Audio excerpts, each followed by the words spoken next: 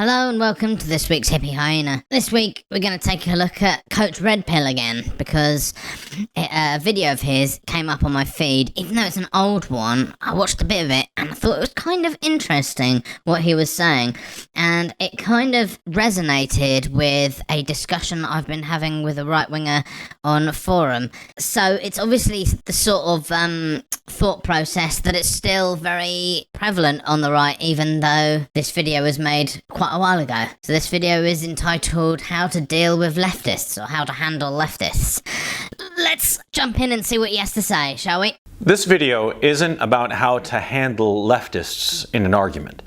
You're not going to be able to handle leftists in an argument. True, you're not going to be able to handle dealing with leftists in an argument, to be frank, because we've got all the facts on our side and we've got compassion on our side, whereas you have a combination of lies and evil, basically. So yeah, it's gonna be quite tough. I mean, right-wingers can sometimes do okay in arguments with leftists, but generally that's only if they are pretty good rhetoricians, and they're dealing with someone who's unprepared and usually under the age of 21. But largely, if it's sort of on equal footing, both of the participants have a microphone and time to prepare, the same time to prepare as each other, there's just no way a right-winger is going to win that. And it's probably going to be quite embarrassing. You're not going to be able to handle leftists in an argument because they are irrational people. Okay. So I promise this is going to become more interesting instead of just some crazy right-winger projecting crazy nonsense. Although that is undeniably fun. But it will become a more interesting discussion instead of just kind of picking on this guy for being a loser. Okay, so forget about trying to defeat them and to prove your point with a leftist. That's not the issue. The issue of this video is how to handle them in your everyday life, how to manage these people in your everyday life, in your business, in your social life, your romantic life, classes, bosses, whatever. It's how you handle these leftists who are hysterical, they're crazy, and they can hurt you badly. Oh yeah, it's it's definitely the left who are hysterical. So I'm just gonna drop this video in here for no reason at all. It's not related to. I just thought it'd be just an interesting segue, an interesting little palate cleanser, as it were. White lives matter, you black and twisted crazy person. There you go. What are you gonna do? Say what are you gonna do? Say whatever you want to say. Run and cry. No, say whatever you want to say. White lives matter. You're just a poor little black girl who's got a messed up mind. So after that short interval featuring a incredibly stable right-winger there, being not at all hysterical, let's get back to the video.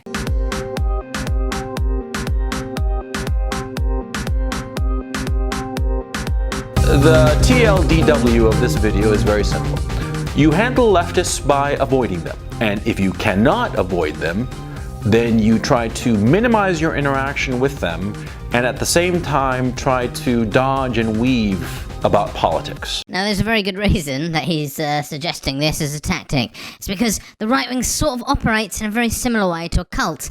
And in order to protect the members from outside opinions, quite often cults have kind of isolationist tactics to isolate their victims, inoculate them from sort of differing opinions, because there's a high degree of risk there that if a right-winger meets a left-winger and is presented with the reasons as to why what they believe is total nonsense and morally reprehensible, they could stop being a right-winger, and that would not suit Coach Red Pill at all. So the best way to prevent that from happening is to advise them to just not interact with left-wingers at all. It's basically a kind of tacit admittance that they know they don't have an intellectual leg to stand on, either through evidence, empirically, or morally, or anything. They know that that's the case. So the best way to avoid those sort of cracks in their ideology being exposed is to just avoid the argument altogether, avoid the discussion, avoid any criticism. If anything, make a little safe space, which you and your snowflake friends can sit inside without fear of being called a racist. Okay. Now, the way you handle leftists is imagine you were Jewish and you were dealing with an anti-Semite. I'm not talking about, slightly anti-Semitic. I'm talking a full-on Nazi, anti-Semite bigot.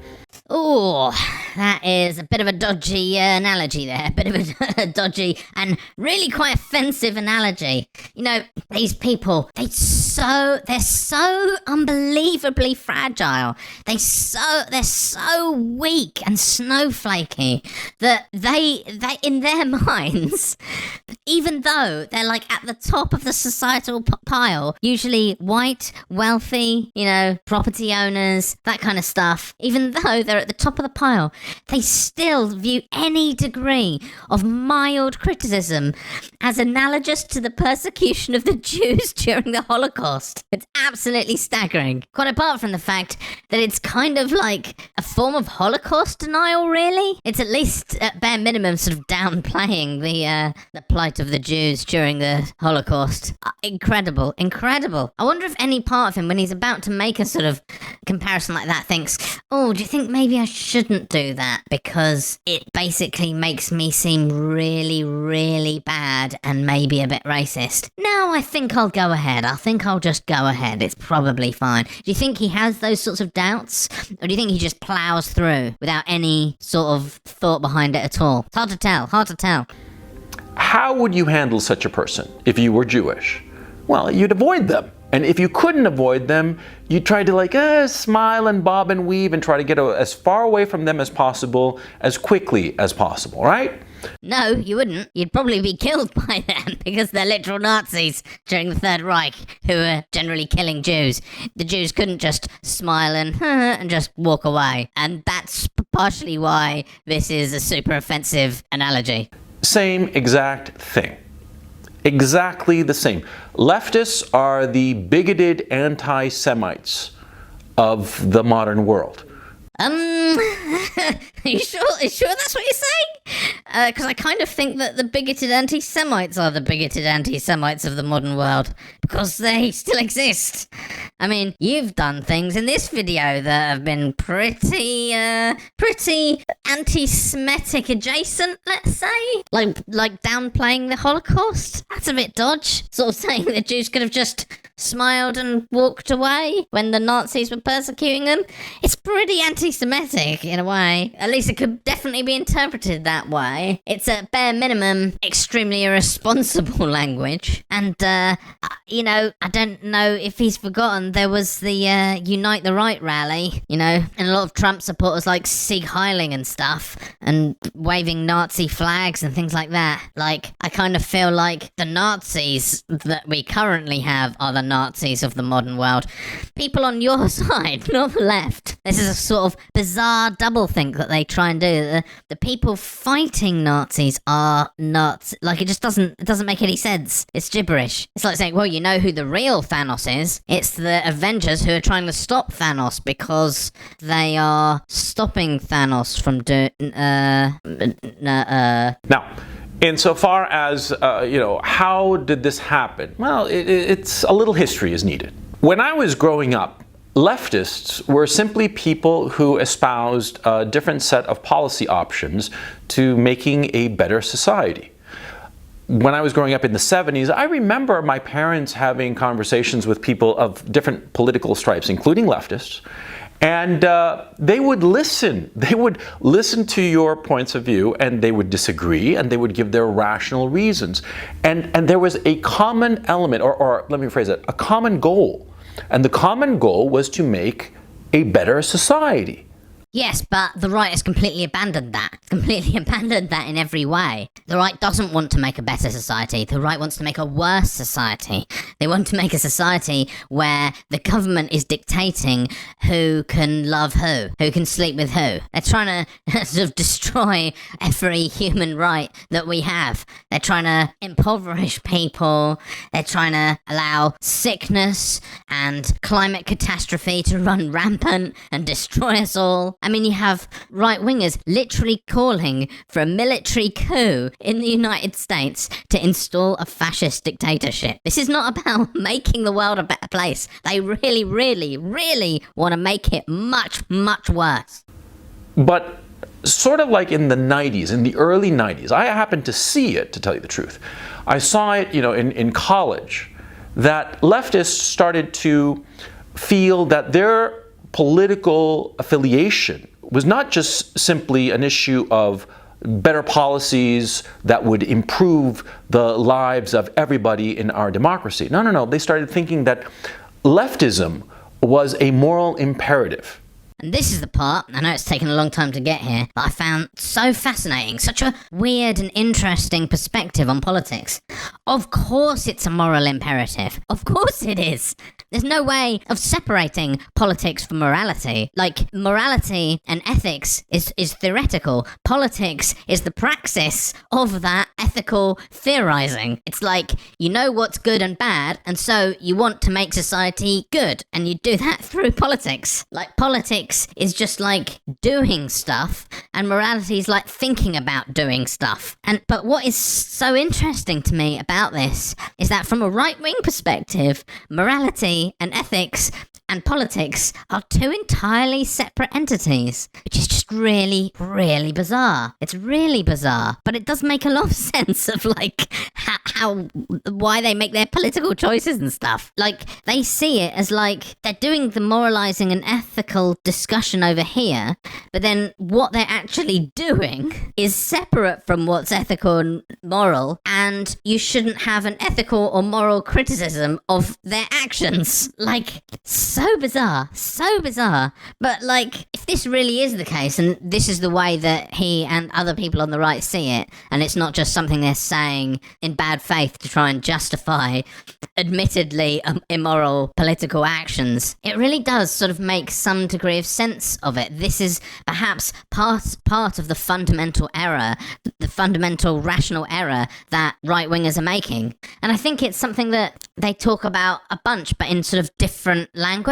Like, when they say like the left wing is kind of irrational or leading from emotions, I think and that's sort of interfering with their political actions. I think what they're really meaning is that we're letting our ethics and morality interfere with our politics. When they want politics, their actions, to operate as a completely immoral force or an immoral engine of destruction, I suppose.